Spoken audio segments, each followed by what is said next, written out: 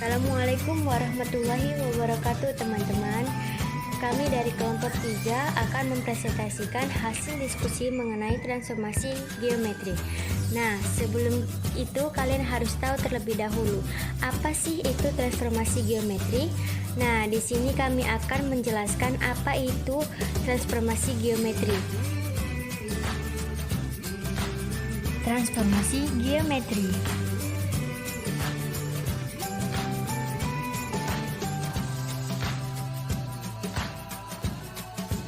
Dari kedua hal itu kita bisa tahu deh arti dari transformasi, yaitu perubahan atau bisa perubahan posisi atau ukurannya.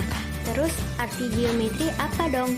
Geometri itu sesuatu yang berhubungan sama titik, garis, atau bidang.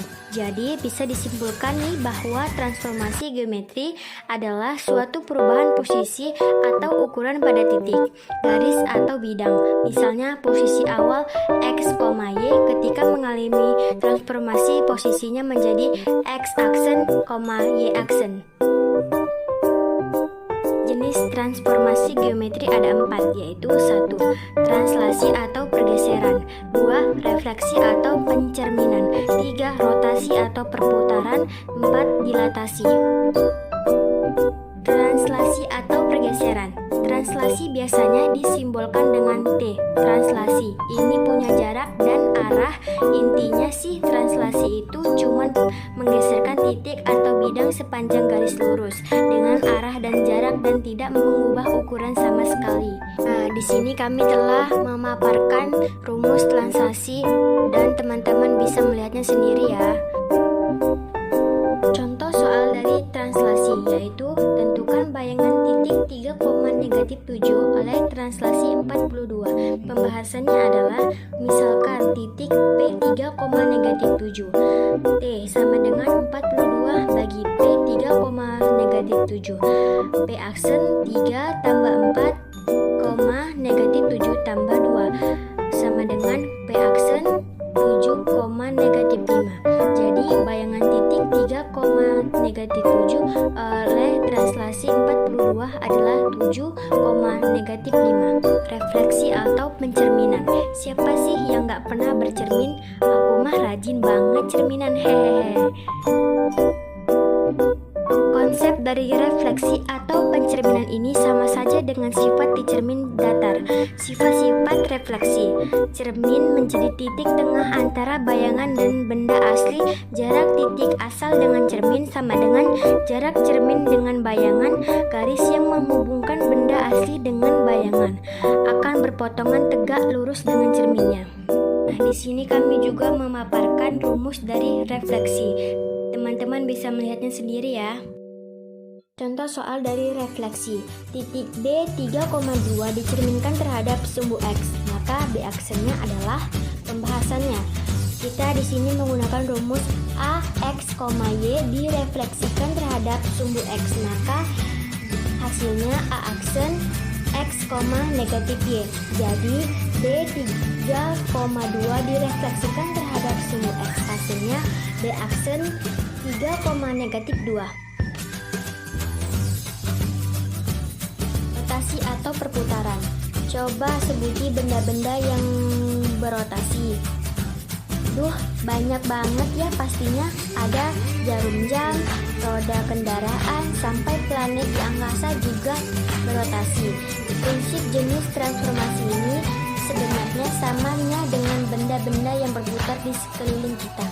Rotasi itu artinya suatu perubahan posisi titik atau bidang dengan cara diputar dengan suatu titik pusat dan sudut tertentu.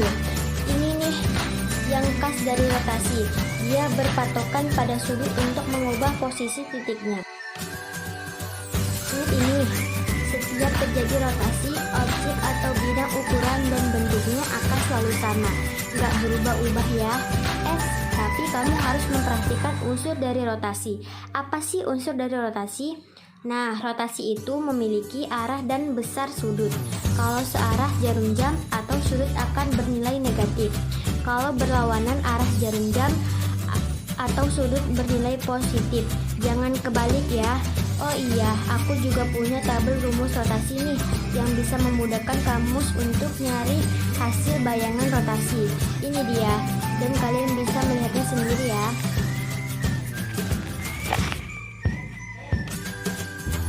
Pusat di 0,0 sebesar 1800. Maka bayangan koordinat titik A adalah pembahasannya. Kita di sini menggunakan rumus A x, y dirotasikan sebesar 1800 pusat rotasi 0,0 dan titik asal y x, y. Hasilnya A aksen negatif x, negatif y. Jadi A negatif 3,6 dirotasikan 1800 pusat rotasi 0,0. Hasilnya adalah A aksen 3, negatif 6. Enggak sih, dilatasi itu jenis transformasi yang paling beda dari ketiga jenis transformasi lainnya. Tahu nggak kenapa? Dari segi definisinya aja, dilatasi adalah suatu transformasi yang mengubah ukuran suatu objek atau benda, bisa memperbesar atau memperkecil. Kalau jenis transformasi sebelumnya yang berubah hanya posisinya. Nah, kalau hasil dari dilatasi, posisi sama ukurannya yang berubah, tapi bentuknya tetap sama ya. Unsur dilatasi yang harus kamu perhatikan ada dua nih. Satu, pusat dilatasi atau titik acuan. Kalau dari ilustrasi di awal tadi sih, sontar itu adalah pusat dilatasinya. Dua, faktor skala biasa disimbolkan dengan K. Maksudnya adalah faktor yang menyebabkan hasil dilatasi memperbesar atau memperkecil objek aslinya. Kamu bisa lihat rumusnya di bawah ini ya. Kamu pahami dulu, nanti kita bahas soal-soal dari jenis transformasi ini. Dilatasi pada suatu bangun geometri adalah transformasi yang merupakan pembesaran atau pengecilan bangun geometri tersebut menurut pusat dan faktor skala tertentu. Nah, di sini kami telah memaparkan rumus dilatasi. Teman-teman bisa lihat sendiri ya.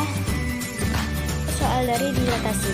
Koordinat bayangan titik C 9,6 didilatasi terhadap titik pusat 0 dengan faktor skala negatif 1/2 adalah pembahasannya. Di sini kita menggunakan rumus A x, y didilatasi dengan pusat 0,0 faktor skala K titik asal x, y hasilnya A aksen kx, ky. Jadi C 9,6 didilatasi terhadap titik pusat 0 dengan faktor skala negatif 1/2 hasilnya C aksen negatif 3,2.